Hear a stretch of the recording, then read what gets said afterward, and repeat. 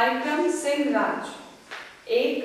सिंह राज की गुजरात से यात्रा प्रारंभ। 2. सिंह राज के सहयोगी बंगाल टाइगर की बंगाल से यात्रा प्रारंभ। 3.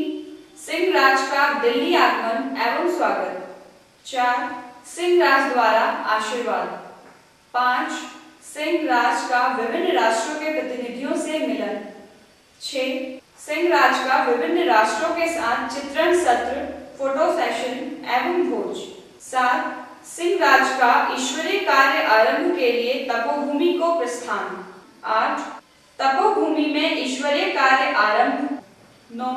तपोभूमि में कार्य निष्पादन के पश्चात अपने निवास स्थान की ओर ससम्मान प्रस्थान। कार्यक्रम दिनांक 7 मार्च, 14 मार्च, 14 अप्रैल, 14 मई 2014। कार्यक्रम स्थल तपोभूमि हल्द्वानी। अनुलेख 1. कार्यक्रम तपस्यारत विनोद कुमार जोशी जी द्वारा संकल्पित, दृष्टित एवं सर्वशक्तिमान ईश्वर द्वारा साक्षित। 2. सभी कार्यक्रम परिवर्तनीय हैं। 3.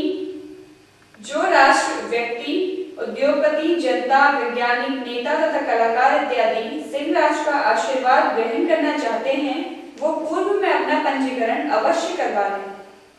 4. कार्यक्रम आयोजन समस्त तैयारियां पूर्ण होने पर। 5. कार्यक्रम दृष्टन लेखन तिथि 7/1/2014।